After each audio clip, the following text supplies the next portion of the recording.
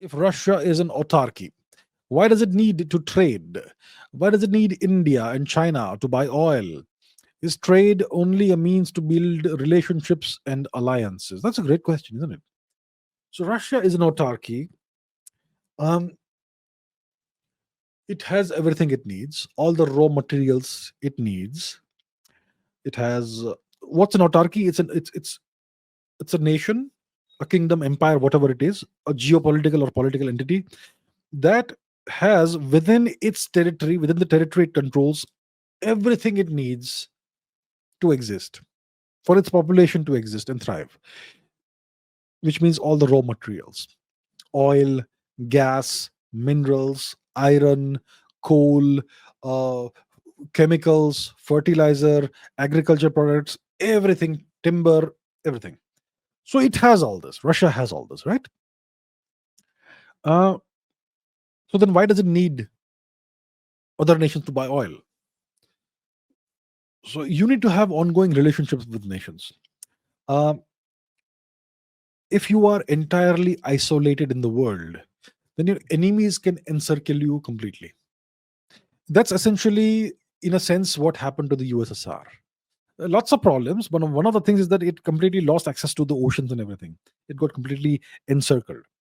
So it is very important for you to have friendly countries and nations that are favorably inclined towards you in various parts of the world, especially large, powerful nations. So there is that. And you may have all the raw materials you need, but what about technology?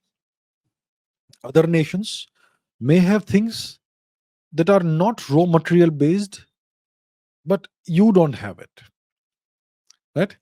So there are a lot of factors that come into this. It's not only about having all the raw materials you need. You need relationships, you need support from other nations, you need to have alliances, you need to have supply chains, you need to have trade routes, you need to have all those things, because these things help you in power projection, they help you in building networks, they help you in building relationships, they help you in acquiring and selling technology, they help you when it comes to voting in the United Nations, they help you in building multilateral alliances and coalitions, and so many things. So a lot of these things cannot be achieved despite, even if you are an autarky. For that you need the support of other nations. So that's why you need Russia needs nations like India and China. You also need to have foreign exchange reserves. You need to have reserves of various currencies, because let's say you only have gold, or you only have Russian rubles, but you haven't built up a portfolio of other currencies like the US dollar, like the Chinese yuan, like the Indian rupee, like the euro, the dirham, and whatever else you need. If you don't have that, then you can become completely cut off from the world. So and so how do you acquire those currencies and reserves of those currencies? By trading, by selling stuff to these nations. So you sell to India, you acquire a bunch of rupees in exchange. You sell to China, you acquire a bunch of yuan in exchange. And all these reserves of other currencies also help to stabilize you and shelter you and prevent the possibility of economic shocks and economic sanctions and all that. So it's very complicated, but this even if you're an autarky, you need to have these ongoing relationships with other countries. So you need to sell stuff to these countries, and you need to acquire their currencies and create reserves of their currency. Sometimes what happens is that you get too your reserve of a certain currency piles up, and it's too much, and it's way more than you need.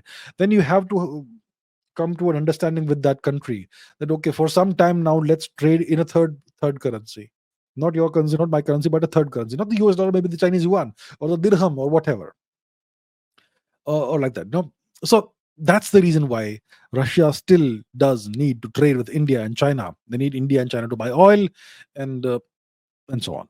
That's why it's important for them.